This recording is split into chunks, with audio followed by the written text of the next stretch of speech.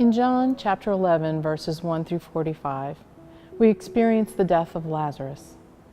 Martha, Mary, and their brother Lazarus were all friends of Jesus. We know this because the sisters told Jesus that the one he loves is ill. We all experience death and sadness and despair that goes along with such great loss.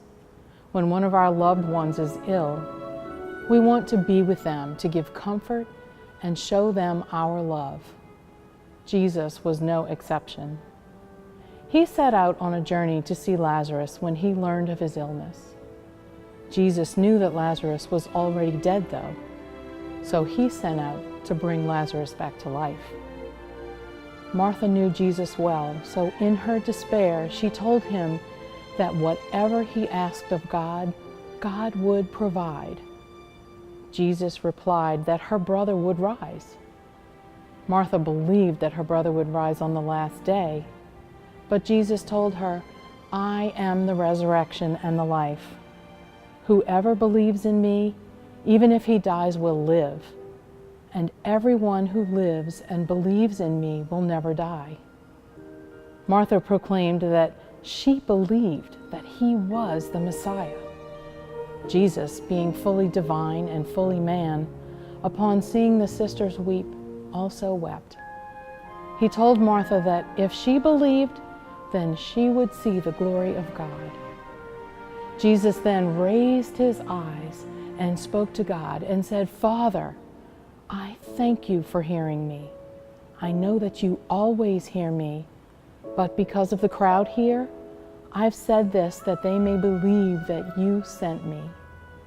Jesus then cried out for Lazarus to come out, and he did.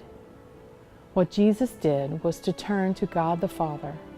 He did this, and a miracle happened. He came right out and told Martha to believe in him. She did, and the result was the resurrection of Lazarus. We are Lazarus. Jesus loved Lazarus, and he loves us. We are also Martha and Mary. Jesus asks Martha to trust him. We can also trust him, even when he seems to be absent from us when we need him. He is always going to be there to raise us up.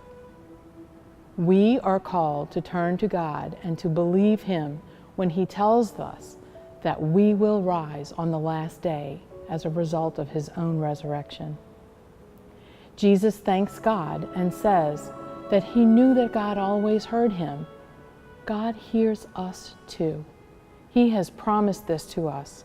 We must make a return to the Lord and give him thanks and praise for dying so that we may live with him eternally. This Lent, as we examine the things in our own lives that have caused us to experience spiritual death, and as we yearn to return to God, let us pray for our hearts to be open to receiving the gift that God has promised. And remember that he has his own agenda, and his timing is perfect.